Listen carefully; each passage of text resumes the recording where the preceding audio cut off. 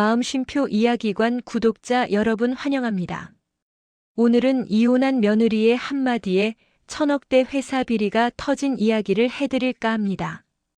여러분, 보통 이혼 도장 찍는 날이 어떤 날이라고들 생각하십니까?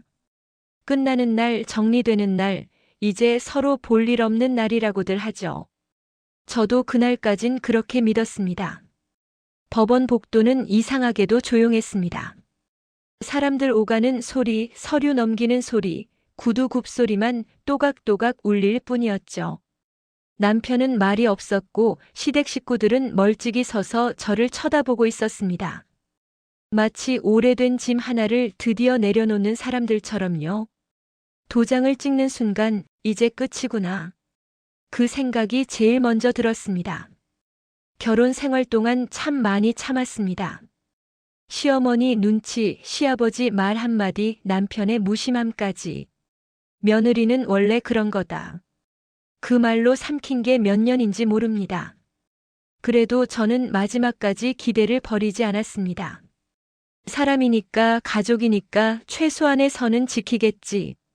이혼을 하더라도 깔끔하게 끝내겠지. 여러분, 참 어리석었죠. 도장을 찍고 나오는데 시어머니가 저를 힐끗 보더니 이런 말을 하더군요. 이제 다 끝났네. 그 말이 어찌나 차갑던지 아직도 귀에 남아 있습니다. 그날 저는 빈손이었습니다. 집도 차도 회사도 아무것도 없었습니다. 시댁은 고개를 들고 나갔고 저는 고개를 숙이고 건물을 나왔습니다. 밖에 나오니 햇빛은 쨍쨍한데 속은 텅 빈 느낌이더군요. 마치 내가 살았던 시간이 전부 부정당한 것처럼요. 그런데 말입니다, 여러분. 사람 일이 참 묘합니다. 끝이라고 생각한 그날, 정말 아무 생각 없이 집에 돌아와 서류 정리를 하던 중이었습니다. 버릴 건 버리고 찢을 건 찢으려고. 서류 봉투를 하나씩 열어보는데 낯익은 단어 하나가 눈에 들어왔습니다. 물류창고 관리 책임자. 처음엔 별 생각 없이 넘기려다가 이상해서 다시 봤습니다. 회사 이름, 주소, 창고 번호까지 적혀 있더군요. 그리고 그 아래 서명란에 찍힌 이름. 제 이름이었습니다. 여러분, 그 순간 손이 덜덜 떨리더군요. 이혼한 여자 이름이 시댁이 자랑하던 그 큰 회사 서류에 버젓이 남아있다는 게 이해가 되질 않았습니다.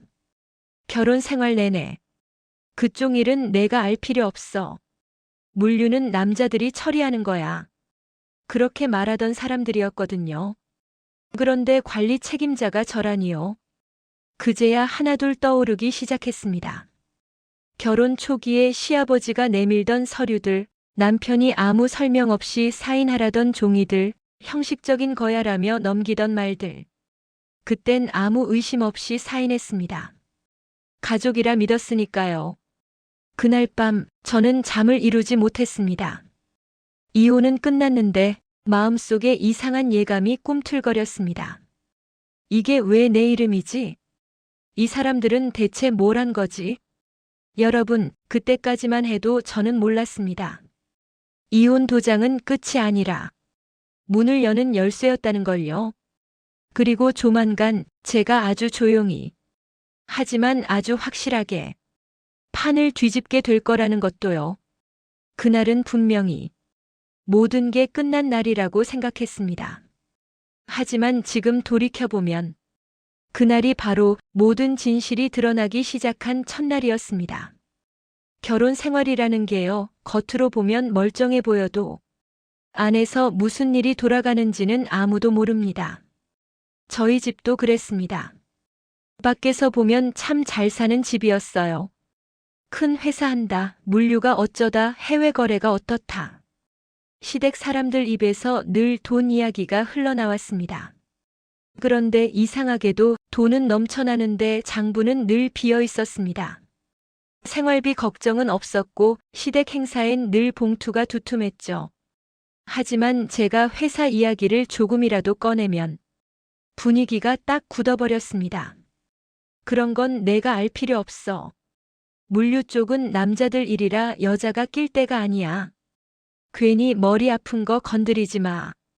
여러분, 그 말을 얼마나 많이 들었는지 모릅니다. 처음엔 저도 고개를 끄덕였습니다. 아, 이 집은 원래 이런가 보다. 며느리는 집안일만 잘하면 되는 거구나. 그런데 말입니다. 사람이 살다 보면 이상한 건 계속 이상하게 느껴지게 돼 있더군요. 명절이 지나면 트럭이 밤늦게 들락거렸습니다. 낮에는 조용하던 창고가 밤만 되면 갑자기 바빠졌죠. 남편은 늘 그 시간에 전화를 받았습니다. 지금 가봐야 해. 급한 물건이 좀 있어서. 제가 물어보면 늘 같은 말이 돌아왔습니다. 회사 일 몰라서 그래. 괜히 신경 쓰지 마. 여러분, 부부 사이에 저 말이 나오면 이미 벽이 생긴 겁니다. 어느 날은 이런 일도 있었습니다. 시아버지가 서류 봉투 하나를 들고 와 제 앞에 툭 내려놓더군요. 여기 사인 좀 해. 제가 물었습니다. 이건 뭐예요? 그랬더니 대수롭지 않게 말하더군요. 그냥 창고 관련 서류야. 형식적인 거야. 형식적인 거. 여러분도 아시죠? 그 말이 제일 무서운 말이라는 거. 저는 아무 생각 없이 사인했습니다. 며느리가 의심하면 괜히 말 나온다는 생각에요. 그때는 몰랐습니다. 그 종이가 훗날 제 인생을 통째로 뒤흔들 줄은요. 시댁 사람들은 그 창고 이야기가 나올 때마다 말을 아꼈습니다. 위치도 규모도 정확한 물건도 아무도 설명해주지 않았습니다. 그저 이런 말만 반복했죠. 우린 물류로 돈 버는 집이야. 그 창고 하나로 먹고 산다. 그런데 웃기지 않습니까? 먹고 사는 근간이라면서 며느리에겐 단 한 번도 보여준 적이 없다는 게요. 한 번은 용기를 내서 남편에게 말했습니다. 나도 회사 사람인데 한 번쯤은 구경이라도 하면 안 돼? 그때 남편 표정이 지금도 잊히질 않습니다. 잠깐 웃다가 순식간에 굳어버리더군요. 괜히 그런데 신경 쓰지 마. 집안 분위기 흐리지 말고. 그날 이후로 그 창고 이야기는 집안에서 금기처럼 됐습니다. 여러분, 지금 생각해보면 답은 이미 나와 있었습니다. 숨기는 데는 다 이유가 있는 법이니까요. 돈은 계속 들어오는데 세금 이야기는 없고, 물건은 움직이는데 기록은 남지 않고, 밤에만 바쁜 창고라니요.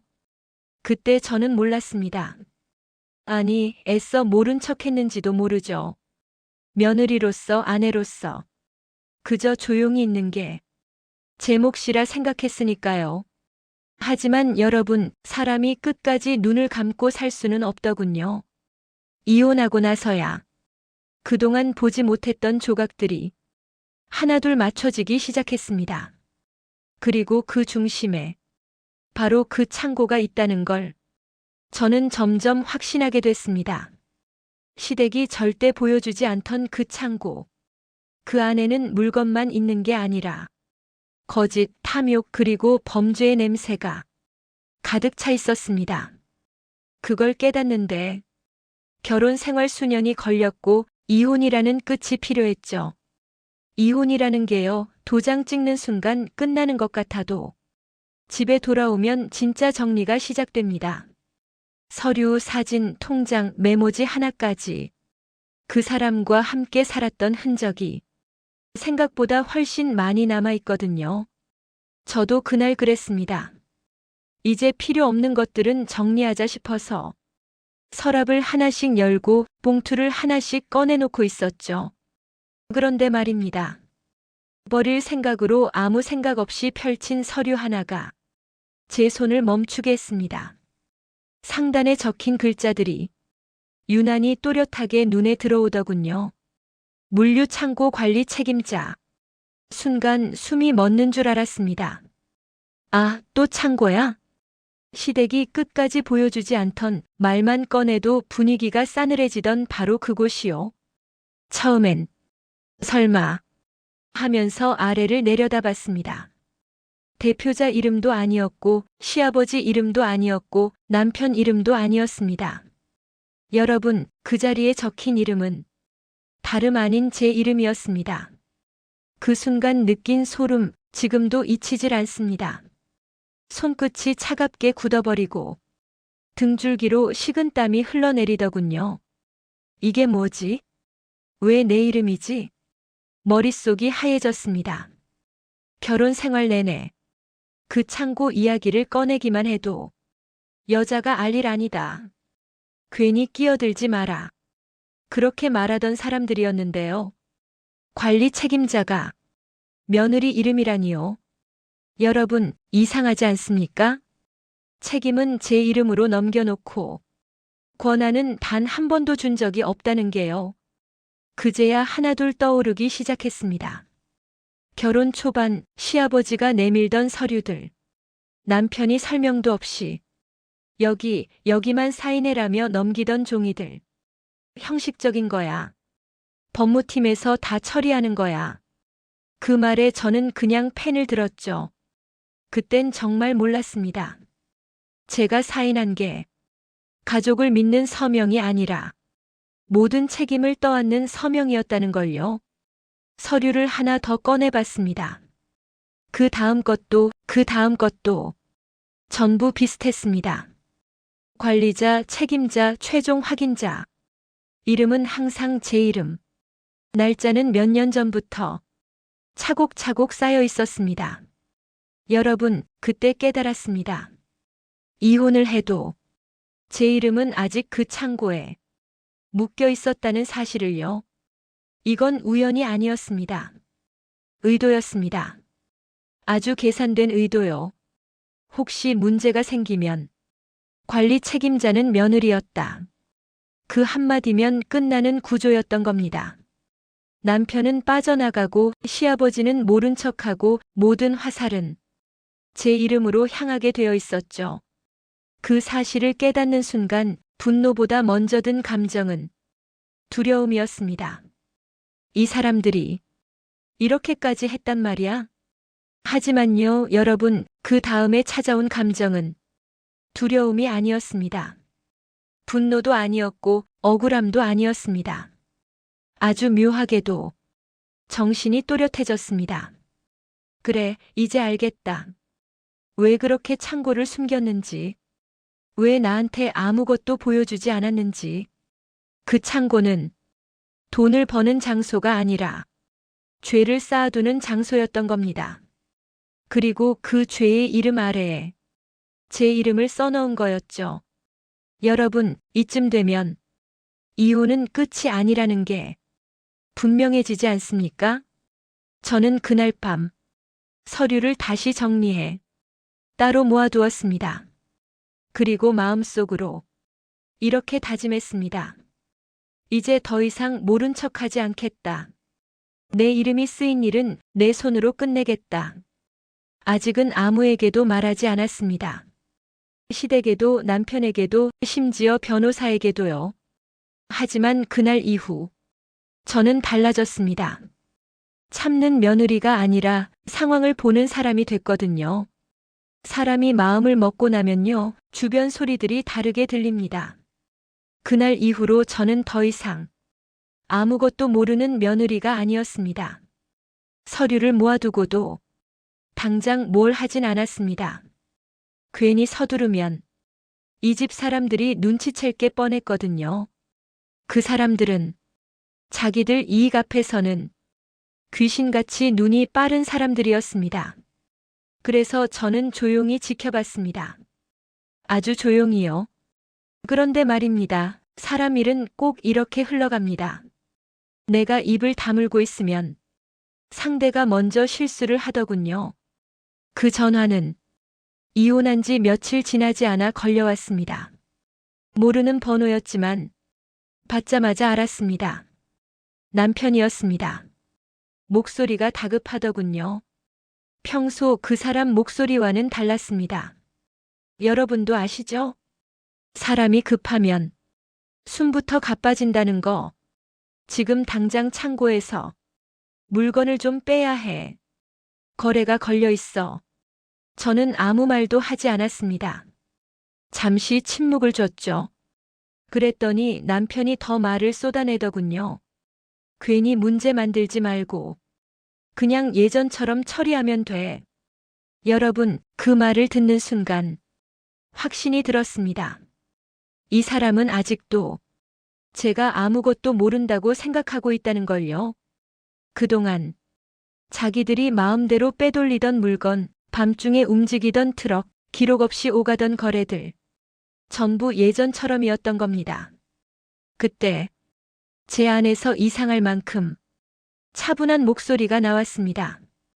연습한 적도 없는데 말이 저절로 정리되더군요. 그 창고요? 잠깐 숨을 고르고 이어서 말했습니다. 이제 제 관할입니다.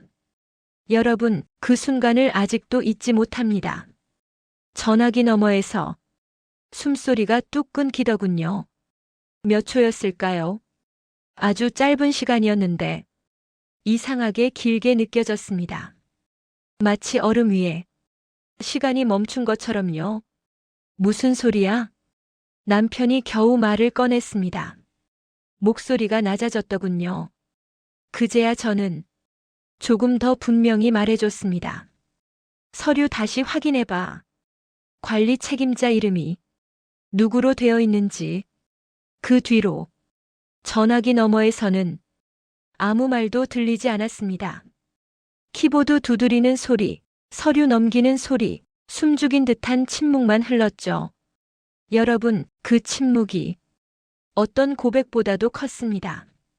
잠시 후 남편이 낮게 말하더군요. 그건 형식적인 거잖아. 괜히 문제 키우지 말자. 그 말을 듣는 순간 저는 확실히 알았습니다. 이 사람은 이미 제 손에 무언가 쥐어졌다는 걸 본능적으로 느끼고 있다는 걸요. 그래서 저는 한마디를 더 보탰습니다. 형식이라면 더더욱 제 이름을 빼셨어야죠. 그런데 안 그러셨잖아요. 여러분, 이쯤 되니 남편의 목소리가 떨리기 시작했습니다. 아까의 다급함과는 다른 두려움이 섞인 떨림이었습니다. 지금 물건이 안 나가면 큰일 나. 위에서 난리 날 거야. 위에서요. 여러분, 그 말 하나로도 이 일이 개인 문제가 아니라는 게 분명해졌습니다. 저는 더 이상 설명하지 않았습니다. 이미 충분했거든요. 그래서 이렇게 말했습니다. 앞으로 그 창고에서 물건 나가는 일 없습니다. 적어도 제 이름으로 된 책임이 정리되기 전까지는요. 그 말과 함께 전화를 끊었습니다. 손이 떨릴 줄 알았는데 이상하게도 아주 차분했습니다. 오히려 마음 한쪽이 시원해지는 느낌이 들더군요. 여러분, 그날 이후로 창고는 움직이지 않았습니다. 밤에 들락거리던 트럭도 모두 멈췄고 전화는 계속 울렸지만 저는 받지 않았습니다. 그 한마디, 이제 제 관할입니다. 그 말이 그 사람들에겐 비밀번호보다 더 무서운 잠금 장치가 된 겁니다. 하지만요, 여러분, 이건 시작에 불과했습니다. 문을 잠그면 문을 두드리는 사람이 생기듯 그 창고를 둘러싼 진짜 얼굴들이 이제부터 하나둘 드러나기 시작했거든요. 그날 밤은 유난히 조용했습니다. 이상하리만큼요. 보통 그 창고 쪽은 밤만 되면 트럭 소리, 무전기 소리, 사람들 발소리로 시끄러웠거든요. 그런데 그날은 달랐습니다. 마치 숨을 죽인 것처럼 모든 게 잠잠했습니다. 저는 창밖을 보며 괜히 시계를 한 번 더 확인했습니다. 밤 11시를 조금 넘긴 시간이었죠. 그 시간쯤이면 늘 창고 쪽이 가장 바쁠 때였습니다. 그리고 얼마 지나지 않아 전화가 다시 울리기 시작했습니다. 받지 않았습니다. 그날은 더 이상 말을 섞을 필요가 없다고 느꼈거든요. 여러분, 한밤중에 일이 터질 때는 늘 조용히 시작됩니다. 창고 앞에는 어느새 트럭들이 하나둘 모여들고 있었습니다. 큰 트럭, 작은 트럭, 번호판도 제각각인 차들이 마치 약속이나 한 것처럼 줄을 서기 시작했죠. 운전석에서 사람들이 내려 문을 두드렸습니다. 평소 같으면 경비가 나오고 문이 열리고 물건이 실렸을 겁니다. 하지만 그날은 달랐습니다. 문은 열리지 않았습니다. 어떤 비밀번호를 눌러도 경고음만 울렸습니다. 몇 번을 시도해도 결과는 같았죠. 여러분, 그 비밀번호가 바뀌어 있었습니다. 그제야 사람들이 서로 얼굴을 보며 웅성거리기 시작했습니다. 왜 안 열려? 오늘 담당 누구야? 이상하다. 그 소리가 밤 공기를 타고 멀리까지 퍼져나갔습니다. 잠시 후 누군가 급하게 전화를 걸더군요. 아마 남편이었을 겁니다. 아니면 시댁 쪽 사람이었겠죠. 하지만요, 여러분, 이미 늦었습니다. 문이 안 열린다는 건 단순한 불편이 아니라 모든 흐름이 끊겼다는 뜻이었으니까요. 그 창고는 단순한 보관 장소가 아니었습니다. 그 집안 돈줄이었고 숨겨둔 비밀이었고 무엇보다도 기록을 남기지 않는 통로였거든요. 그날 밤 그 문이 닫히면서 수년간 이어지던 일들이 한꺼번에 멈춰 섰습니다. 여러분, 창고 안에는 물건만 있던 게 아닙니다. 그 안에는 장부가 있었습니다. 겉으로는 아무것도 없는 것처럼 보이지만 안쪽 깊숙한 곳에 따로 관리되던 기록들이요. 어디서 물건이 들어왔는지, 어디로 나갔는지, 누가 지시했는지, 누가 돈을 받았는지, 공식 장부에는 없던 내용들이 손글씨로, 메모로, 파일로 남아 있었습니다. 그동안 물류는 남자들 일이라며 여자를 배제했던 이유가 그제야 또렷해졌습니다. 보여주면 안 되는 게 너무 많았던 거죠. 창고 앞은 점점 아수라장이 되어갔습니다. 트럭 기사들은 계약이 어쩌고 위약금이 어쩌고 서로 고성을 질렀고 누군가는 담배를 피우며 초조하게 전화를 붙잡고 있었습니다. 그 모든 상황을 저는 직접 보지 않았습니다. 하지만요, 여러분, 이상하게도 그 장면들이 눈앞에 훤히 그려졌습니다. 왜냐하면 그 소동 하나하나가 그 한마디의 결과라는 걸 알고 있었으니까요. 이제 재관할입니다. 그 말은 그날 밤 비밀번호보다 더 강력하게 그 문을 잠갔습니다. 그리고 그때부터 상황은 그 사람들 손을 떠났습니다. 트럭이 멈추면 돈이 멈추고 돈이 멈추면 입이 근질거리는 법입니다. 숨겨왔던 사람들은 하나둘 불안해지기 시작했고 서로에게 책임을 미루기 시작했죠. 여러분, 비밀은요. 잘 돌아갈 때는 단단해 보이지만 한번 멈추면 금방 금이 갑니다. 그날 밤 이후 그 집안 사람들 사이에서 말이 오가기 시작했습니다. 이거 문제되는 거 아니야? 며느리가 뭘 알고 있는 거야? 경찰에까지 가면 큰일인데. 그제야 저는 확신했습니다. 제가 괜한 짓을 한 게 아니라는 걸요. 그리고 이 일은 조용히 묻히지 않을 거라는 것도요. 여러분, 그 창고 문이 닫힌 그날 밤은 단순히 트럭이 멈춘 밤이 아니었습니다. 수년간 쌓아 올린 거짓이 한꺼번에 흔들리기 시작한 밤이었습니다. 사람들이 흔히 이렇게 말하죠. 설마 경찰까지 오겠어? 이 정도는 내부에서 정리하면 돼. 저도 예전엔 그렇게 생각했습니다. 하지만요, 요즘 경찰 정말 빠릅니다. 특히 증거가 정확할 때는요. 그날 밤 이후 저는 아무 데도 전화하지 않았습니다. 경찰에 직접 신고하지도 않았고 언론에 제보하지도 않았습니다. 그럴 필요가 없었거든요. 왜냐고요? 이미 누군가는 살기 위해 움직일 수밖에 없는 상황이었으니까요. 트럭이 멈추고 돈이 막히고 거래처가 소리치기 시작하면 그 다음 단계는 정해져 있습니다. 서로 먼저 빠져나가려고 입을 열게 되는 거죠. 그리고 그날 새벽 그 소문은 현실이 됐습니다. 아직 해도 뜨지 않은 시간 창고 쪽에서 낯선 빛이 번쩍이기 시작했습니다. 파란 불빛이었습니다. 하나가 아니라 둘도 아니고 여러 대였습니다. 여러분, 그 불빛은요. 멀리서 봐도 사람 심장을 덜컥 내려앉게 만듭니다. 경찰차였습니다. 창고 앞은 순식간에 낮처럼 밝아졌습니다. 조용하던 밤 공기가 무전기 소리로 찢어졌고 사람들은 하나둘 밖으로 끌려 나왔습니다. 그동안 밤에만 움직이던 사람들이 낮도 아닌 새벽에 세상에 드러나는 순간이었죠. 남편도 그 자리에 있었습니다. 전날 밤 어떻게든 상황을 수습해 보겠다고 창고로 나갔던 모양이더군요. 경찰이 신분을 확인하고 이름을 부르자 남편은 그제야 소리쳤습니다. 오해입니다. 이건 전부 오해예요. 여러분, 그 말 참 많이 듣지 않으셨습니까? 일이 터지면 제일 먼저 나오는 말이 바로 그겁니다.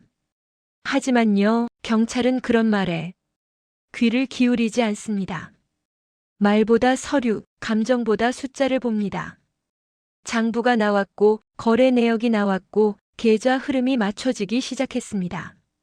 창고 안에 있던 기록들이 하나둘 햇빛을 본 겁니다.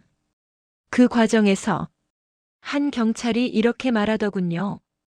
횡령 액수가요. 잠시 말을 멈추더니 차분하게 이어갔습니다. 1,000억은 넘습니다. 여러분, 그 말을 듣는 순간 남편 얼굴에서 피가 싹 빠지더군요. 다리가 풀려 그 자리에 주저앉으려 했고 경찰이 부축하듯 붙잡았습니다. 그때까지도 남편은 현실을 믿지 못하는 눈치였습니다. 이 정도까지는 아니야. 이건 회사 일이라고. 하지만 숫자는 거짓말을 하지 않습니다. 수년간 조금씩 빼돌린 물건, 쪼개서 옮긴 거래, 기록 없는 이동들. 그게 쌓이고 쌓여 1,000억이 된 겁니다. 여러분, 이게 하루아침에 되는 금액입니까? 아닙니다. 오랜 시간 조직적으로 움직이지 않으면 절대 불가능한 숫자입니다. 그제야 남편도 깨달았겠죠. 이건 혼자 뒤집어 쓸 수 있는 문제가 아니라는 걸요. 경찰은 남편만 데려가지 않았습니다. 관련자 이름이 적힌 서류를 들고 하나둘 호출을 시작했습니다. 도장을 찍은 사람, 지시한 사람, 눈 감아준 사람들. 그날 새벽 그 금은 완전히 깨졌습니다. 그리고 저는요, 그 소식을 전화로 전해 들었습니다. 누군가 떨리는 목소리로 이렇게 말하더군요. 경찰이 왔어요. 창고가 난리입니다. 그 말을 듣는데 이상하게도 가슴이 뛰지 않았습니다. 기쁘지도 슬프지도 않았고요. 그저 올 게 왔구나. 그 생각뿐이었습니다. 여러분, 제가 복수를 한 겁니까? 아닙니다. 저는 그저 제 이름으로 묶인 책임을 제자리로 돌려놨을 뿐입니다. 하지만 그 선택 하나가 그 집안에겐 돌이킬 수 없는 파문이 된 거죠. 경찰이 한번 움직이기 시작하면요, 그 다음부터는 멈추지 않습니다. 특히 가족이 얽힌 사건일수록 감정부터 먼저 무너집니다. 남편이 다리가 풀려 주저앉던 그 새벽. 그건 시작에 불과했습니다. 진짜 무너짐은 그 다음 날부터였습니다. 아침이 되자 시댁 집안은 말 그대로 전쟁터가 됐다고 하더군요. 전화는 쉬지 않고 울렸고 문자는 쏟아졌고 서로 책임을 떠넘기는 말들이 날 선 칼처럼 오갔습니다. 시어머니는 제가 있는 쪽으로 전화를 걸어왔습니다. 받지 않으려다 딱 한 번은 받아야겠다 싶어 전화를 받았죠. 수화기 너머에서 울음이 터져 나왔습니다. 내가 어떻게 이럴 수 있니? 가족을 이렇게까지 망가뜨려야 했니? 여러분, 그 말을 듣는 순간 어이가 없어서 말문이 막히더군요. 며느리로 살던 동안 제가 울던 날은 아무도 기억하지 않으면서 이제 와서 눈물로 가족을 들먹이다니요. 잠시 후 전화기 너머에서 목소리가 바뀌었습니다. 이번엔 시아버지였습니다. 고함을 지르더군요. 내가 배신한 거야. 가만히 있었으면 이 정도까지는 안 왔어. 여러분, 그 말 정말 뻔하지 않습니까? 일이 터지면 항상 약한 쪽을 탓합니다. 입을 열지 말았어야 할 사람, 참았어야 할 사람, 가만히 있었어야 할 사람. 하지만요, 여러분, 배신은 훔친 쪽이 하는 말 아닙니까? 제가 뭘 훔쳤습니까? 제가 뭘 빼돌렸습니까?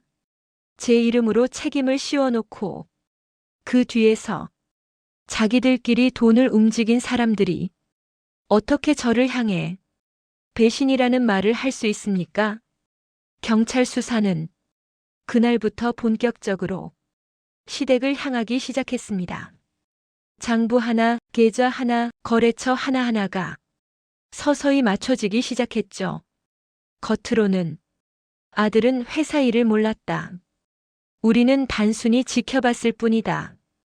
그렇게 말하던 사람들이 서류 앞에서는 하나같이 침묵하더군요. 여러분, 서류는 거짓말을 하지 않습니다. 도장 찍은 사람 이름, 지시한 날짜, 돈이 들어간 계좌, 전부 남아있으니까요. 특히 거래처 쪽에서 입을 열기 시작했습니다. 그동안은 관행이다. 위에서 시킨 일이다. 하며 참고 넘어갔던 사람들이요. 경찰이 들어오자 말이 달라졌습니다. 우린 그냥 지시받은 대로 했을 뿐입니다. 항상 시댁 쪽에서 연락이 왔습니다. 그 한마디 한마디가 시댁을 정확히 가리켰습니다. 여러분, 그제야 상황이 바뀌었습니다. 더 이상 며느리 탓을 할 수 없는 단계로 들어간 겁니다. 시어머니는 그제야 말이 없어졌고 시아버지는 점점 말수가 줄어들었다고 하더군요. 소리를 지르던 사람일수록 가장 먼저 침묵합니다. 집안 분위기는 완전히 달라졌습니다. 그동안 우린 하나야라던 가족이 각자 변호사를 알아보고 각자 살 길을 찾기 시작했죠. 여러분, 그게 진짜 가족의 민낯입니다. 돈 앞에서 혈연은 생각보다 아주 쉽게 갈라집니다. 저는 그 소식들을 멀찍이서 들었습니다. 직접 끼어들지도 않았고 누굴 탓하지도 않았습니다. 왜냐고요? 이미 답은 숫자와 서류가 다 말해주고 있었으니까요. 시댁 사람들 입에서는 더 이상 배신이라는 말이 쉽게 나오지 않았습니다. 그 대신 어떻게 해야 줄일 수 있나? 누가 더 책임이 큰가? 그런 말들이 오갔다고 합니다. 여러분, 그 순간을 저는 아주 또렷이 기억합니다. 며느리라는 이름으로 조용히 눌려 살던 제가 아무 말도 하지 않았는데도 그 집안의 거짓말이 스스로 무너지고 있던 순간을요. 사건이라는 게요, 절대 한 사람 선에서 끝나지 않습니다. 특히 돈이 얽힌 일이라면 더더욱 그렇죠. 7부에서 말씀드렸듯이 시댁의 거짓말은 이미 무너지고 있었습니다. 그 다음은 뭐겠습니까? 책임을 누가 질 거냐, 그 싸움이 시작되는 겁니다. 처음엔 다들 우린 몰랐다. 윗선에서 시킨 대로 했을 뿐이다. 입을 맞춘 듯 같은 말만 반복했습니다. 하지만요, 여러분, 경찰 앞에서 그 말이 얼마나 버티겠습니까? 하루가 다르게 이름이 불려나갔습니다. 남편 다음으로 남편만큼이나 자주 서류에 등장하던 이름들. 도장을 찍은 사람, 전화로 지시한 사람, 보고를 받았던 사람, 모른 척 눈 감아준 사람들까지. 처음엔 참고인 조사라는 말로 불려나갔습니다. 다들 그 말에 안심했겠죠. 아직은 괜찮다. 이 선에서 끝나겠지. 여러분, 그 생각이 제일 위험합니다. 조사를 받고 돌아온 사람들의 얼굴이 달라지기 시작했습니다. 말수가 줄고 전화가 늘고 밤에 불이 꺼지지 않았습니다. 그 집안 사람들끼리 모여 앉아 있는 시간도 점점 줄어들었죠. 눈을 마주치는 것조차 불편해졌으니까요. 왜냐고요? 각자 마음속으로 이런 생각을 하고 있었을 테니까요. 저 사람이 나를 팔지는 않을까? 여러분, 이게 바로 줄초상의 시작입니다. 며칠 지나지 않아 참고인이 피의자로 바뀌기 시작했습니다. 신문지 한쪽 구석에 작게 이름이 실렸고 그 이름을 본 사람들은 고개를 끄덕였습니다. 역시 저 집안이었어. 언젠가는 터질 줄 알았지. 그동안 잘 사는 집, 깨끗한 집안인 척하던 가면이 그제야 벗겨진 겁니다. 시어머니는 아는 사람들 전화를 받지 않기 시작했고 시아버지는 사람 만나는 걸 꺼렸다고 하더군요. 문자 하나에도 깜짝깜짝 놀라고 초인종 소리만 나도 심장이 내려앉았다고 합니다. 여러분, 그동안 남 눈치 안 보고 살던 사람들이 이제는 세상 눈을 피해 숨어버린 겁니다. 남편은요, 이미 그 집안의 중심이 아니었습니다. 오히려 왜 내가 그렇게까지 했냐? 왜 내 이름으로 그렇게 해놨냐? 책임을 떠넘기는 대상이 되어 있었습니다. 여러분, 그게 현실입니다. 같이 나눠 먹을 땐 가족이고 책임질 땐 각자 도생이죠. 하루는 이런 말도 흘러나왔다고 합니다. 며느리 이름으로만 안 해놨어도, 조금만 더 조심했어도, 여러분, 끝까지 반성은 없습니다. 걸린 걸 후회할 뿐이죠. 그 집안은 말 그대로 줄초상이었습니다. 한 명 불려나가면 다음 날 또 한 명, 그 다음 날 또 다른 한 명. 사람들은 이제 그 집안 이야기를 소곤소곤 꺼냈습니다. 대놓고 말하진 못해도 이미 다 알고 있었으니까요. 저는요, 그 모든 이야기를 한 발짝 떨어져서 들었습니다. 가슴이 철렁 내려앉는 일도 있었고 한편으로는 차갑게 정리되는 마음도 있었습니다. 여러분, 제가 무슨 대단한 일을 한 건 아닙니다. 다만 제 이름으로 벌어진 일에 대해 눈을 뜨고 보았을 뿐입니다.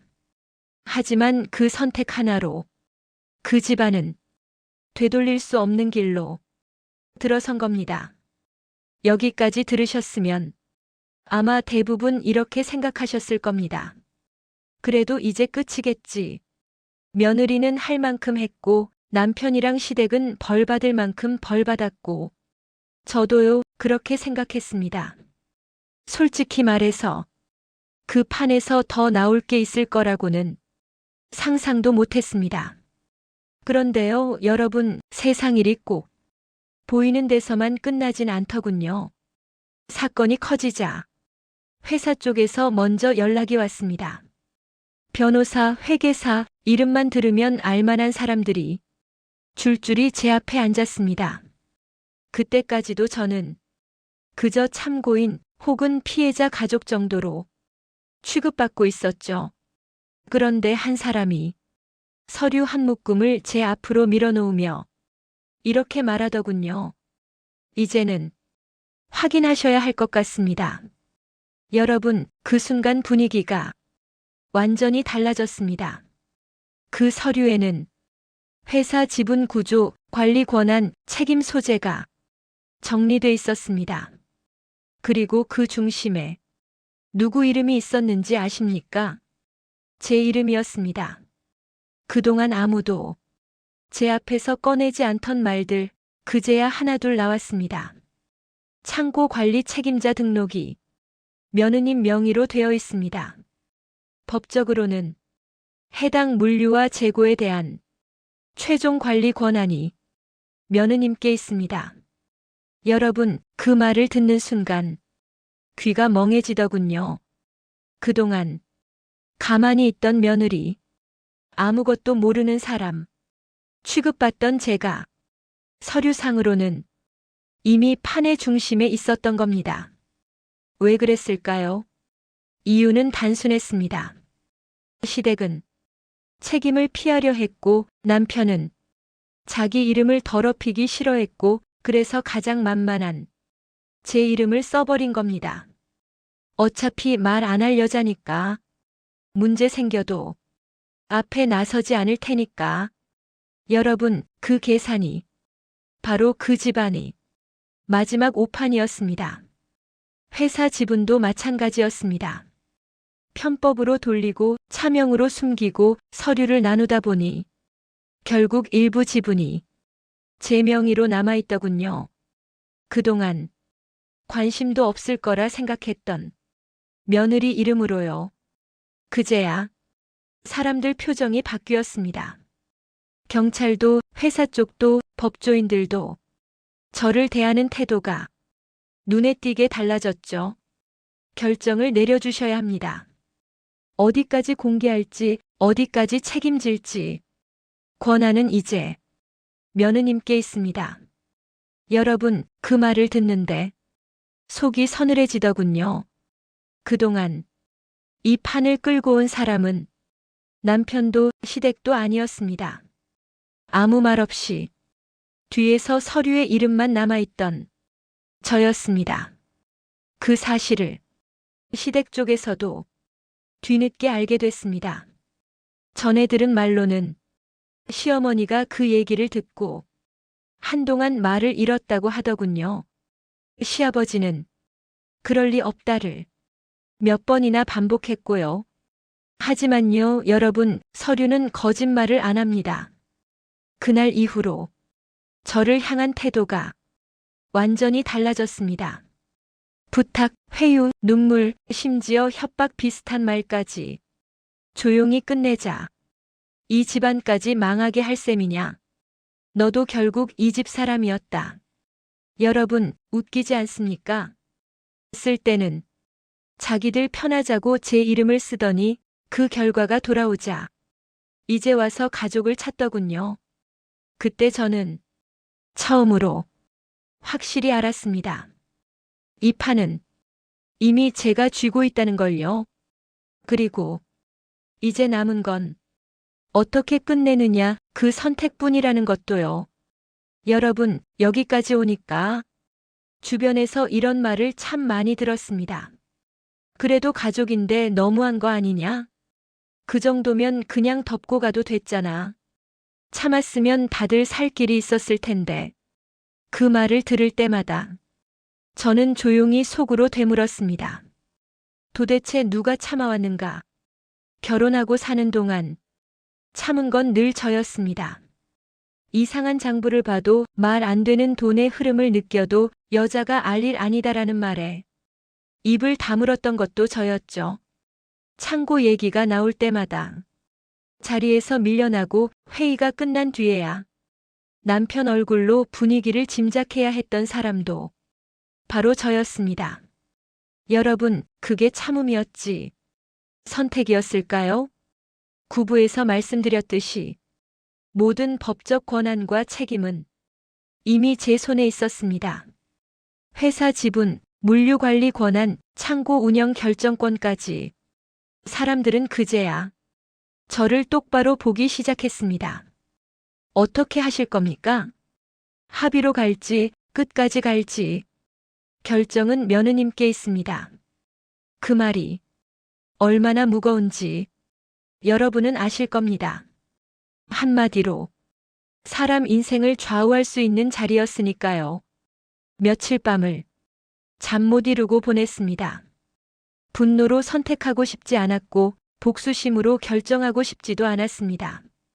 그래서 서류를 다시 읽고 기록을 다시 보고 제 이름이 들어간 모든 흔적을 차분히 살폈습니다. 그리고 딱 하나만은 분명해졌습니다.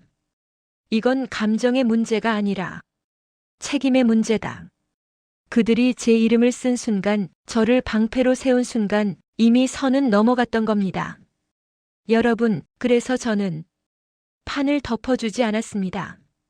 가명을 도와달라는 부탁도 조용히 끝내자는 제안도 모두 거절했습니다. 제가 한 말은 아주 단순했습니다. 제가 감당할 수 없는 일은 애초에 제 이름으로 하지 말았어야죠. 그 말에 사람들이 고개를 떨궜습니다. 누구도 반박하지 못했습니다. 그날 이후로 모든 절차는 원칙대로 진행됐습니다. 회사도 정리됐고 책임질 사람은 각자의 몫을 치렀습니다. 그리고 저는 제 몫만큼만 가져왔습니다. 과하지도 모자라지도 않게. 여러분, 여기서 중요한 건 돈도 복수도 아닙니다. 제가 처음으로 제 인생의 관할권을 되찾았다는 겁니다. 그동안 가족이라는 이름, 며느리라는 자리, 여자라는 이유로 넘겨왔던 결정권을 그날 비로소 제 손으로 가져온 겁니다. 그래서 이 이야기의 끝에 꼭 이 말씀은 드리고 싶었습니다. 여러분, 참는 게 미덕인 시대는 이미 지났습니다. 특히 가족이라는 이름으로 존중 없이 벌어지는 일들은 참는다고 나아지지 않습니다. 오히려 참는 사람이 모든 책임을 떠안게 되죠. 그날 제가 했던 말 단 한 문장. 이제 제 관할입니다. 그 말은 비밀번호를 바꾼 말이 아니라 제 인생의 주인을 바꾼 말이었습니다. 여러분도 혹시 지금 참고만 계신 일이 있다면 꼭 한 번은 스스로에게 물어보시길 바랍니다.